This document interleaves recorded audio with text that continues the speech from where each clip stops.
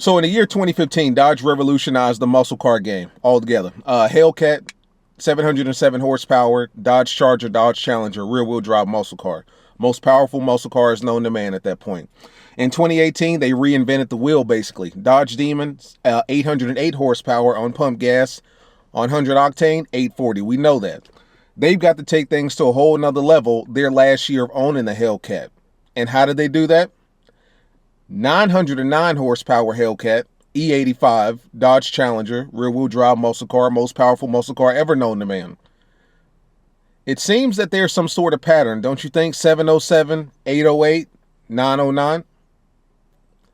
I think we just found out for certain how much power the future Hellcat's going to be putting down.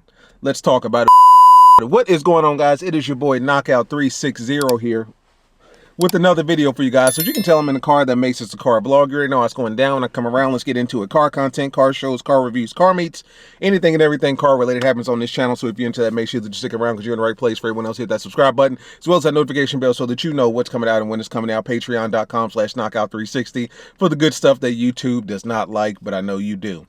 I know you're wondering what the hell this is. So I went to my first soccer game in Charlotte because we just got our first official soccer team last year, and then of course this is our inaugural season, and they got these dope ass scarves that has the city's name on it, you know what I'm saying? Charlotte Football Club, and then they got it reversed and all that good stuff. I told myself I was going to try to wear it during the video, but I realized about 2 minutes into making this video that these things are extremely thick and it is extremely hot, so I'm just going to go ahead and fold that, put that right there. But let's get to it, guys. So we already know what Dodge has done. Hellcat 2015, 707 horsepower, Charger and Challenger. We already know that they basically reinvented the wheel in 2018 with the Dodge Demon, 808 horsepower on pump gas. With 100 octane, you can take that up to about 840. We already know that. So in order for them to send off the Hellcat the right way, they've got to take it to a whole nother level. 800 plus horsepower is simply not enough. We've already seen 800 plus horsepower. We see 800 horsepower every single day. The Jailbreak, 807. The Dodge Demon, we saw that plenty of time, 808 and then 840. 800 horsepower is just not interesting these days. Let's just be honest here. So Dodge has got to take things to a whole nother level. But it was reported that there was an interview with the Dodge representative where basically he stated that Dodge would never produce a 1,000 horsepower Hellcat, a 1,000 horsepower muscle car. I think he phrased it in such a way that I'll give you a guess as to how much horsepower the new Hellcat is going to produce, but I can guarantee you it's not going to be 4 figures. In other words, it's not going to be 1,000 horsepower. It's going to be 3 figures, as in 900 plus. So needless to say, the new Hellcat that comes out next year in 2023, the big Hellcat, we don't even know what it's going to be called. It may not even be a Hellcat. It could be a Dodge Demon something. You know what I'm saying? A Dodge Demon, I don't know, 2. I don't know. I'm just, making shit up at this point. But things that we do know is that it will be a Challenger. Obviously, Chargers get no love. We'll probably get a power increase or whatever the case may be, but we won't get the 900 plus horsepower engine that's under the hood of that new Challenger. It will be a Challenger. It will obviously be a Dodge. To what we understand, it will be an E85 as well. Now, E85 is interesting because we're talking about flex fuel at that point, and the reality of the situation is a lot of gas stations don't even offer E85. I can think in my particular city, in Charlotte right now, I'm thinking of 2 gas stations that I've seen that run E85.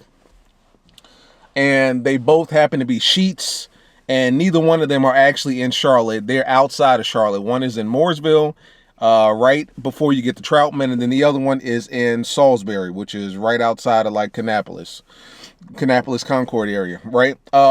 So that's going to be hard to sell, because if it's hard to find E85 here, I can only imagine how hard it is for some of you guys that's like in, remote areas of the world where, gas stations aren't on every corner and all that good stuff. So, that's going to be a conundrum in and of itself.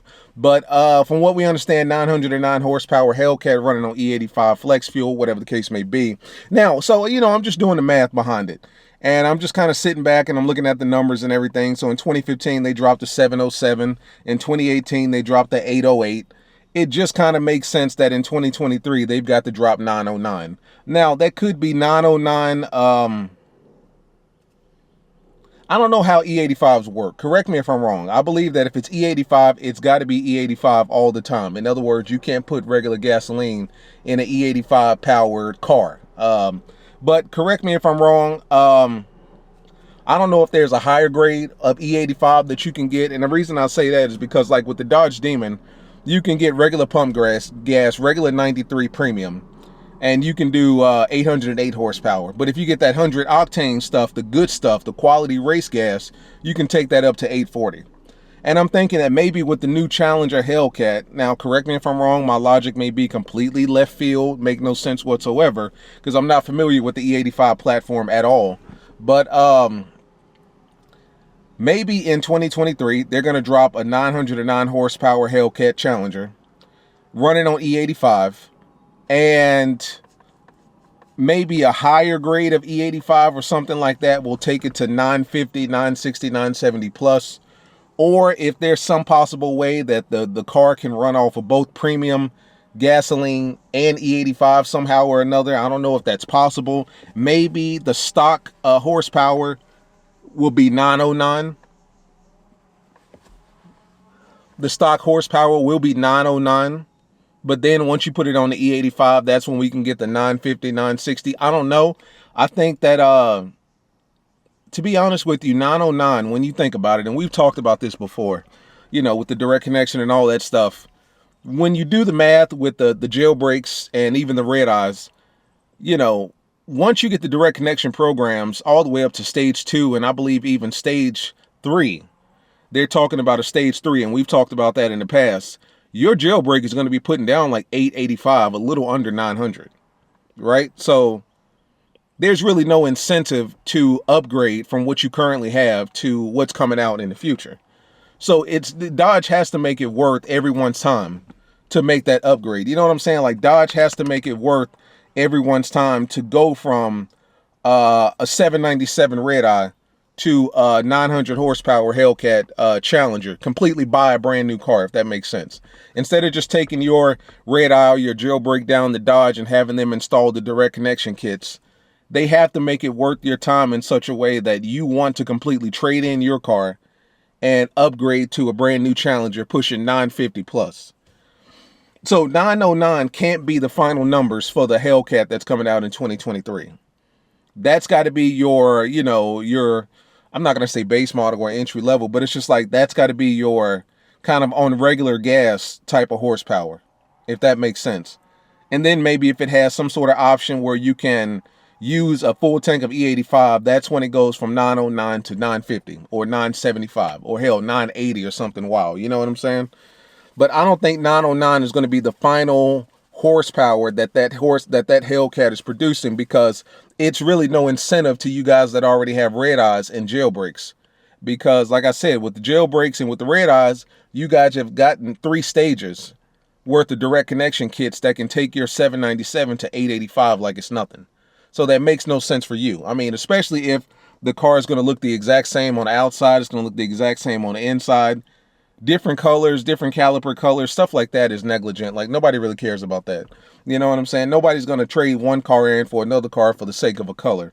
So it's got to be some sort of performance incentive in order for us to do so. And that's why I think the 909 is probably like the first step of that power, if that makes sense. You know what I'm saying? Like, that's what you get from the factory. But once you put some sort of high octane E85 or high octane gasoline or whatever the case may be, that's when it goes from 909 to 950 to 970. And then that's what makes sense for people to say, okay, so my Hellcat is not capable of doing 950 horsepower. I need to trade it in and get the brand new stuff, you know, because there are so many people right now with Hellcats that it's not like this 2023 Hellcat is going to be one of a kind in the sense that it's just exclusive. Like, there are people walking around here right now with 900 plus horsepower Hellcats, 1,000 horsepower plus Hellcats from 2015, you know, the original Hellcat with the original 707. So let's not act like 900 plus horsepower is the biggest power that we've seen, because it's not. But at the same time, I'm feeling that Dodge had to trick up their sleeve, just like with the Demon 808 and then on race gas 840. For this new one, it's got to be the same thing. 909 on maybe regular racing gas or whatever the case may be. And then on E85, that's when we jack it up to 950, 960, 970, 980 maybe, you know, because 909 is just, don't get me wrong, like we live in a day and age when it's like 900 horsepower isn't a lot. Like people look at 700 horsepower Hellcats and they're like, I mean, it's powerful, but it's not what it could be, or not what I think it should be, or not what I've seen. Like we got 700 horsepower muscle cars doing 200 miles an hour. And you're getting these cars under $90,000. Some of you get them under $80,000. So let's not act like power isn't power. But at the same time, when you look at the lineup and you look at Dodge's resume, you know, 900 horsepower doesn't really seem all that much, just because it's like with everything that they've given us and allowed for us, you know, we can do more than 900, and we can do more than 900 cheaper than that. So, you know, Dodge really has to come out of the bag next year with something better and bigger than 909. And that's why I feel like 909 is the entry. And then once you get that E85, that's when we go 950 and above. But look at the math, 707, 808, 909. It makes sense to me. What about you? Talk to me. Like, subscribe, comment. It's been your boy Knockout 360 quick video. I'll see you guys in the next one. Peace.